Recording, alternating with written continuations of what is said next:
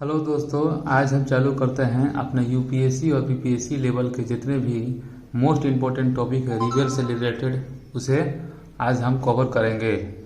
तो चलिए देखते हैं एक मोटिवेशनल क्वांट के साथ। अपने सपनों से सच्ची मोहब्बत तो करके देखो दोस्तों, अपने सपने से सच्ची मोहब्बत तो करके देखो दोस्तों। जिंदगी में लोगों के आने और जाने से कोई ज़्यादा फर्क नहीं पड़ता। चलिए इसके साथ चालू करते हैं रिवर्स के बारे में। रिवर्स सबसे पहले बताएं कि रिवर्स किसे कहते हैं। तो बहते हुए जल की प्राकृतिक धारा को नदी कहा जाता है। बहते हुए प्राकृतिक धारा को नदी कहा जाता है। और नदियों से होने वाले लाभ को देखते हैं। तो नदियों से होने वाले लाभ, पहला है पीने के जल का स्रोत। सबसे पहला है पीने के जल का स्रोत। दूसरा है सिंचाई जल का स्रोत। तीसरा है जल विद्युत का स्रोत। चौथा है बालू और मछली का स्रोत है। और पांचवा है उपजाऊ मृदा का स्रोत। और नदियों से होने वाली समस्या है। नदियों की क्या समस्या है, सबसे पहले ये देखते हैं। तो नदियों की समस्या है प्रदूषण और विवाद मुख्य समस्या। प्रदूषण और विवाद मुख्य समस्या है। सबसे पहले देखते हैं प्रदूषण के बारे में, यानी पोल्यूशन के बारे में। बड़े बांध के निर्माण जिससे पानी का संग्रह किया जाता है, जैसे सीवेज समस्या। सीवेज समस्या जो है जिसमें घुलित ऑक्सीजन कम हो जाती है। और फैक्ट्रियों से निकलने वाले रसायन जिससे नदियों का पानी जो है गंदा होता है। और घरेलू कचरा से भी नदियों का पानी प्रदूषित होता है। और प्लास्टिक वस्तुओं को नदियों में फेंकने से भी नदियों का पानी जो है प्रदूषित होता है। और विवाद को देखते हैं। विवाद का सबसे बड़ा कारण है कि विवाद का मुख्य कारण है कि नदियों के जल का दोहन होना। नदियों के जल का दोहन है। तो नदियों से रिलेटेड अगर कंट्री टू कंट्री अगर विवाद होता है तो इसे इंटरनेशनल कोर्ट ऑफ जस्टिस में इसका फैसला किया जाता है। और स्टेट से स्टेट का अगर कंट्री टू कंट्री अगर विवाद से रिलेटेड अगर नदियों के बारे में दोहन होने के कारण होता है तो इंटरनेशनल कोर्ट ऑफ जस्टिस में इसका फैसला होता है। और स्टेट टू स्टेट में अगर विवाद होता है तो international state river water dispute act 1956 के तहत, जैसे कि अंतर्राज्यीय नदी जल विवाद का अधिनियम, इसका फैसला किया जाता है। जिसमें 5 मेंबर होते हैं। समिति का गठन कर विवाद और समस्या का समाधान किया जाता है। Reverse of India. Reverse 2 type की होती हैं, जैसे कि एगो होती है 12 मासी नदी और दूसरा होता है मौसमी नदी। जिसका 12 मासी का स्रोत होता है ग्लेशियर, जो हिमालय नदियों से निकलने वाली नदियों को कहते हैं।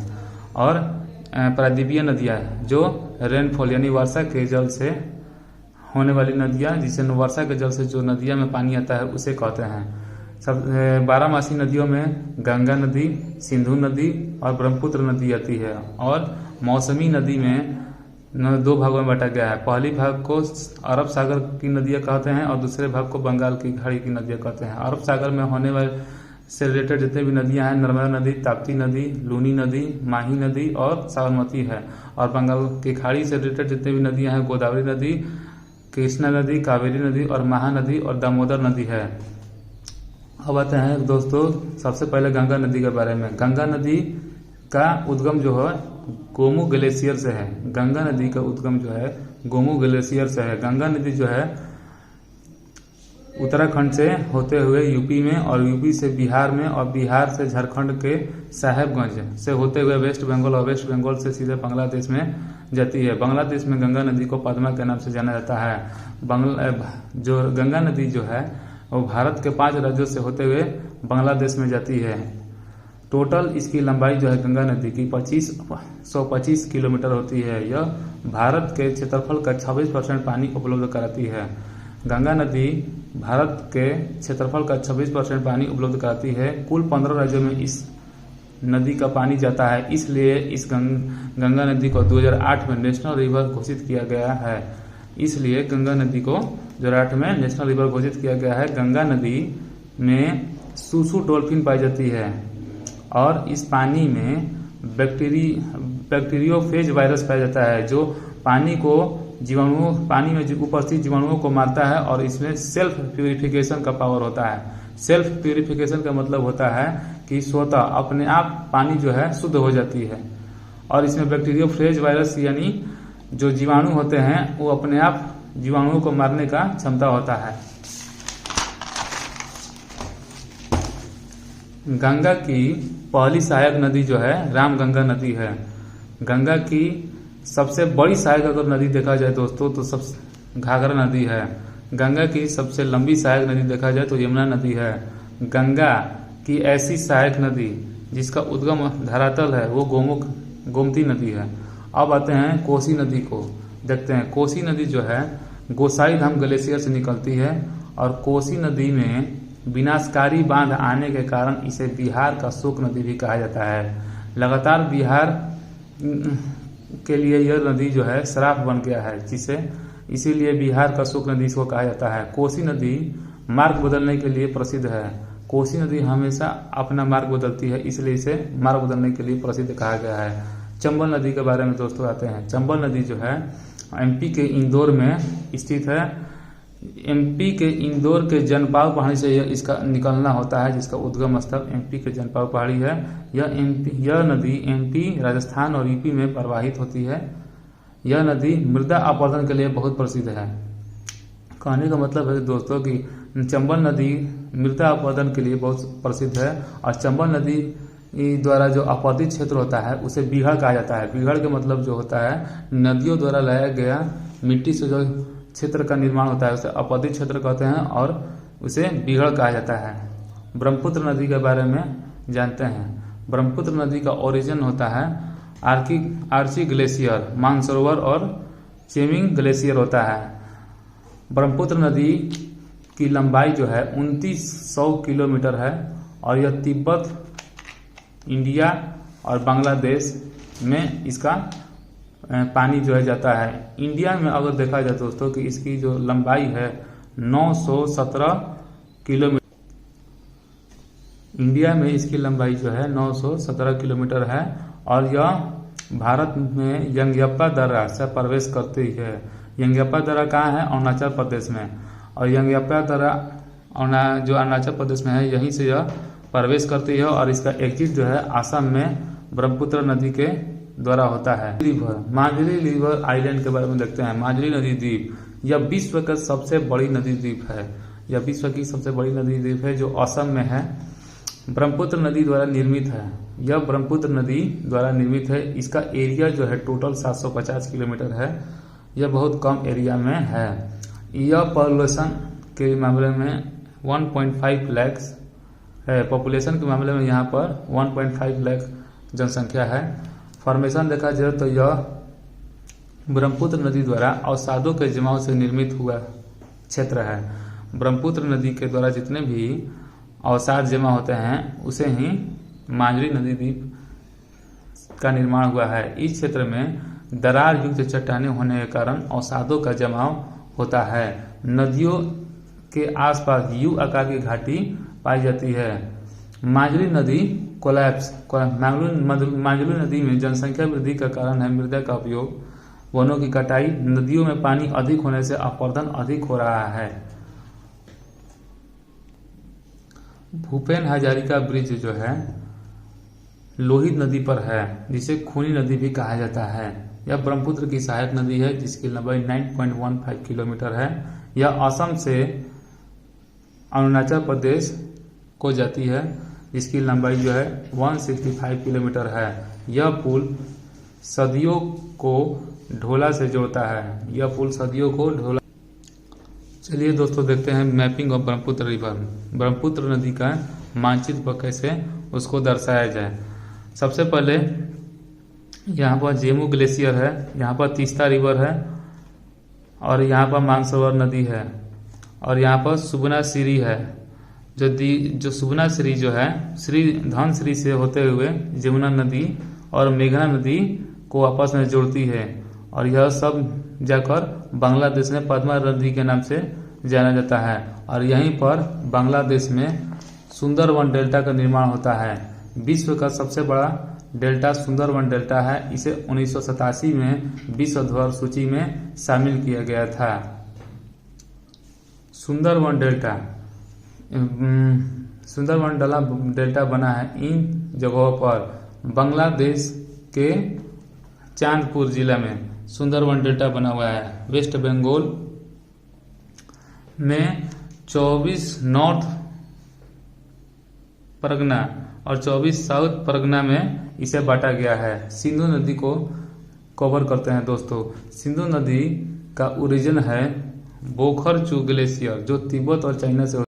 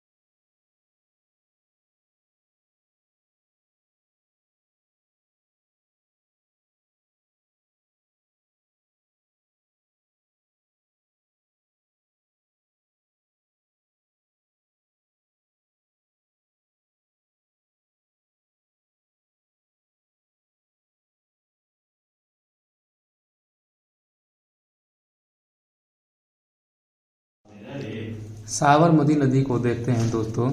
साबरमती नदी का उद्गम स्थल है उदयपुरी पहाड़ी, जो राजस्थान में स्थित है। यह राजस्थान और गुजरात में बहती है और खंबात की खाड़ी में जाकर गिरती है। यह बहुत ही प्रदूषित नदी जाना जाता है।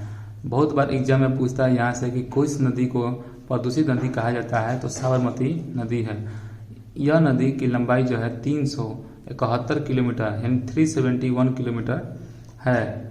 इस नदी की सहायक नदी, साबरमती की सहायक नदी जो है हथमाती नदी, वाकल नदी और साई नदी है। आगे देखते हैं दोस्तों गोदावरी नदी। गोदावरी नदी का उद्गम स्थल जो है त्र्यंबकेश्वर है, जो महाराष्ट्र और नासिक के सीमा पर है। महाराष्ट्र और नासिक के सीमा पर है, इसलिए इसे त्र्यंबकेश्वर कहा जाता है। यह महाराष्ट्र से होते हुए तेलंगाना और तेलंगाना से होते हुए छत्तीसगढ़ और छत्तीसगढ़ से होते हुए आंध्र प्रदेश और आंध्र प्रदेश से होते हुए सीधे बंगाल की खाड़ी में जाकर गिरती है। इस नदी की लंबाई जो है 1465 किलोमीटर है। यह second largest river in India है, यानी भारत की दूसरी सबसे लंबी नदी इसको कहा जाता है और साउथ की सबसे लंबी नदी कहा जाता है, यानी longest river of south India, यानी साउथ इंडिया की सबसे लंबी नदी कहा जाता है और भारत की दूसरी सबसे लंबी नदी कहा जाता है। यहाँ पर दोस्तों बहुत ही ध्यान से देखना, क्योंकि यहाँ से बार बार एग्जाम में कंफ्यूजिंग क्वेश्चन बनाया जाता है। इसी कारण इसे दक्षिण की गंगा भी कहा जाता है, क्योंकि यह दक्षिण की सबसे लंबी नदी है। नासिक में कुंभ का मेला लगता है। इसी नदी पर नासिक में कुंभ का मेला लगता है। लार्जेस्ट ट्रिब्यूटरी भी उसे कहते हैं। इस नदी को दो धाराओं के रूप में अंत हुआ है, पहला गोमती नदी और वशिष्ठ नदी। आगे हम लोग देखते हैं दोस्तों कि गोमती नदी का मैपिंग कैसे किया जाए। चलिए दोस्तों देखते हैं कि गोमती नदी को किस तरह हम लोग मानचित्र पर दर्शाएंगे। सबसे पहले गोमती नदी का उद्गम स्थल क्या है, महाराष्ट्र और नासिक में है, जो त्र्यंबकेश्वर से होते हुए पूर्णा नदी के साथ यह निकलती है और प्रभाजी जिला में जाती है। कथकुर्दी नदी यह अजंता हिल से मिलती हुई प्रतीत होती है। यहाँ पर पेनगंगा, वर्धा और वेनगंगा जो सहायक नदियां हैं प्राणहिता नदी के कालेश्वर नदी के साथ मिलते हुए यह इंद्रावती नदी और साबरी नदी से मिलते हुए सीधे बंगाल की खाड़ी में गिरती है। इसीलिए गोमती नदी को दो भागों में बांटा गया है, पहला कावेरी, यहाँ पर गौतमी नदी और वशिष्ठ नदी को। यहाँ पर दोस्तों बताया गया है बार बार मैपिंग के थ्रू कि हम लोग कैसे मानचित्र पर नदियों को दर्शाएंगे। यहाँ पर इसको अपने आंसर राइटिंग में, जो मेंस में आंसर राइटिंग होता है, वहाँ पर आप इस तरह को दर्शाते हैं तो आपको एग्जाम में ज़्यादा नंबर मिलने के चांसेस है। और ज़्यादा नंबर मिलने के कारण आप इस चैनल को, अगर इस तरह का वीडियो चाहते हैं तो इस चैनल को सब्सक्राइब कीजिए और ज़्यादा से ज़्यादा लाइक कीजिए, जिससे हम मोटिवेट होकर और वीडियो बनाएं। कृष्णा नदी को आप कवर करते हैं दोस्तों। कृष्णा नदी जिसका उद्गम स्थल महाबलेश्वर महाराष्ट्र में है, जो बंगाल की खाड़ी में जाकर गिरती है। यह गोदावरी की समानांतर बहने वाली नदी है कृष्णा नदी। कृष्णा नदी की लंबाई जो है 1400 किलोमीटर है। यह third largest river of India है, यानी तीसरी सबसे लंबी नदी है। यह महाराष्ट्र, दक्षिण पूर्व राज्य महाराष्ट्र से होते हुए कर्नाटक और कर्नाटक से होते हुए तेलंगाना और तेलंगाना से होते हुए आंध्र प्रदेश और आंध्र प्रदेश से होते हुए बंगाल के खाड़ी में जाकर गिरती है। यहाँ पर कृष्णा नदी को बताया गया है कि यह गोदावरी के समानांतर बहती है और कि यह कृष्णा नदी है और यह गोदावरी नदी है, इसलिए दोनों के समानांतर बहती है। और कृष्णा और गोदावरी नदियों के बेसिन को नदियों द्वारा उपजाऊ बनाया जाता है। इसे धान का कटोरा भी कहा जाता है। गोदावरी और कृष्णा नदी के बेसिन को धान का कटोरा भी कहा जाता है। कृष्णा नदी के किनारे विजयवाड़ा, कृष्णा नदी के किनारे विजयवाड़ा है और मूसी नदी के किनारे हैदराबाद है।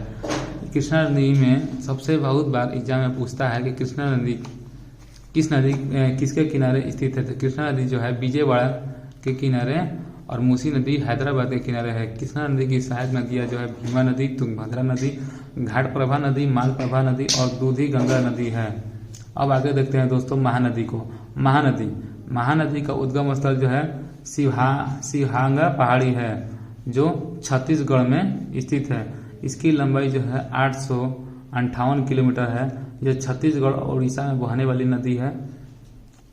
उड़ीसा में इसे दो भागों में बांटा गया है, पहला सबलपुर और दूसरा कटक में। सबलपुर वाली नदी जो हीराकुंड बांध पर बनी है और यह कटक जो है, कटक का मुहाना अलग है। आगे देखते हैं दोस्तों महानदी की कुछ सहायक नदियां। महानदी की कुछ सहायक नदियां जो हमें पहली जो है शिवनाथ नदी है, दूसरा का हंसदेव नदी है, तीसरा जोक नदी है और चौथा ईव नदी है और पांचवा तेल नदी है। नाहा नदी के डेल्टा पर पारादीपीय बंदरगाह स्थित है। यह महानदी के नदी घाटी में कोयला पाया जाता है। यहाँ पर बहुत इंपॉर्टेंट पार्ट है कि महानदी के नदियों में कौन सा खनिज पदार्थ पाया जाता है। तो महानदी के नदियों में, नदी घाटी में कोयला पाया जाता है। कावेरी नदी, आगे देखते हैं दोस्तों कावेरी नदी को। कावेरी नदी का उद्गम स्थल जो है ब्रह्मगिरी पहाड़ी है जो कर्नाटक में स्थित है। इस नदी की लंबाई जो है 805 किलोमीटर है। यह नदी कर्नाटक और तमिलनाडु में बहती है। कावेरी नदी की सहायक नदियां का मिला दिया जाए तो नदी बेसिन बनता है। जैसे कावेरी प्लस सहायक नदियां बराबर नदी बेसिन, जिसमें केरला, कर्नाटक, तमिलनाडु और पौंडीचेरी आते हैं।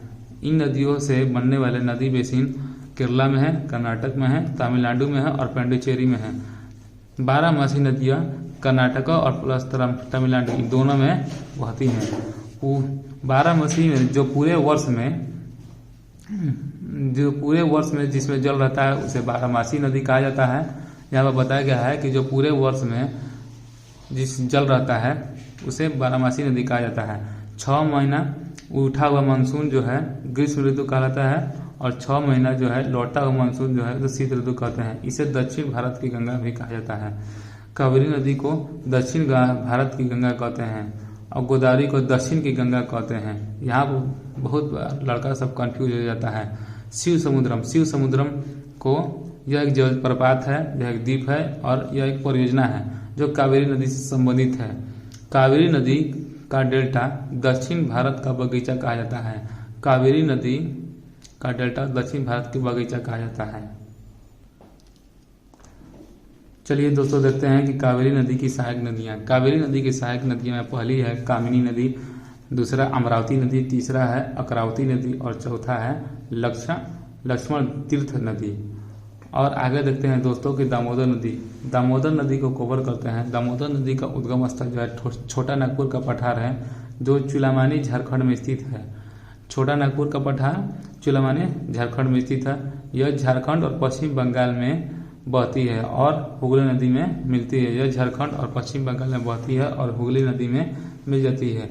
इस नदी में जीवाश्म की मात्रा अधिक होती है, इसे जीवाश्म नदी भी कहते हैं। इस नदी में जीवाश्म यानी मरे गले सड़े पदार्थ भी इसमें बहुत मात्रा में पाए जाते हैं, इसलिए इसे जीवाश्म नदी भी कहते हैं। इसमें अधिक बाढ़ आने के कारण इसे बंगाल का शोक भी कहा जाता है। इस नदी दामोदर नदी में अधिक बाढ़ आने के कारण इसे बंगाल का शोक कहा जाता है। और एक बार दोस्तों हम बताए थे कि कोसी नदी को बिहार का शोक नदी कहा जाता है। तो यह सब मोस्ट इम्पोर्टेंट टॉपिक है जो आपके एग्जाम में बार बार पूछे जाते हैं दोस्तों। और यह सब जानने के लिए और इस वीडियो को लाइक और सब्सक्राइब करना नहीं भूलिए दोस्तों, क्योंकि ऐसे ही मोस्ट इम्पोर्टेंट टॉपिक पर अगर वीडियो चाहते हैं तो इसे लाइक और सब्सक्राइब और ज़्यादा से ज़्यादा शेयर कीजिए अपने दोस्तों में, जिससे हम मोटिवेट होकर और वीडियो बनाएं। आगे देखते हैं दोस्तों दामोदर नदी के सहायक नदियाँ। दामोदर नदी के सहायक नदियाँ बराकर नदी है और नुनिया नदी है, तीसरा कोनार नदी है और चौथा साली नदी है।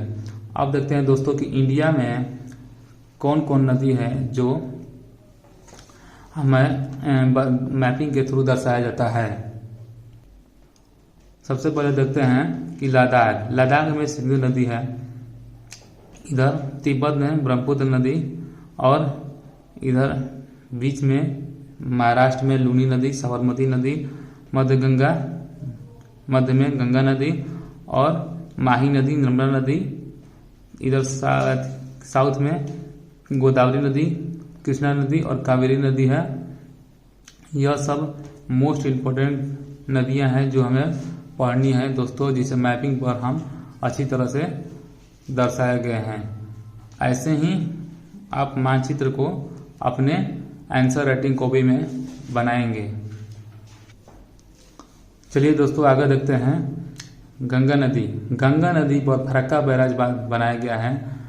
यह बैराज इसलिए बनाया गया है जो गंगा नदी को दो भागों में बांटता है। पहली दामोदर नदी जो हुगली नदी के साथ मिलकर बंगाल की खाड़ी में गिरती है, और दूसरा पद्मा नदी जो मतलब बांग्लादेश में गंगा नदी को पद्मा के नाम से जाना जाता है। यहाँ पर फरक्का बैराज गंगा नदी को दो भागों में बांटने का काम करता है। यहाँ पर अब सभी नदियों समाप्त होती हैं दोस्तों, और यहाँ इससे ज़्यादा नदियों के बारे में हम लोगों को नहीं पढ़ना है, क्योंकि ज़्यादातर एग्जाम में मोस्ट इम्पोर्टेंट टॉपिक ही पूछे जाते हैं जो नदियों से रिलेटेड होते हैं। ये दोस्तों स्टेट और यूपीएससी से रिलेटेड जितने भी मोस्ट इम्पोर्टेंट नदियों के बारे में बताया गया है, आप अच्छी तरह से इस वीडियो को दोबारा देखिए और उसे अपने नोट्स में लिखिए और कमेंट करके हमें बताइए कि यह वीडियो कैसा बना है। चलिए दोस्तों, यहाँ पर नदी समाप्त होता है और इस वीडियो को MTS, CGL, UPSC और BPSC सभी एग्जामों के लिए मोस्ट इम्पोर्टेंट बताया गया है। चलिए दोस्तों, यहाँ पर हम अपना अंत करते हैं।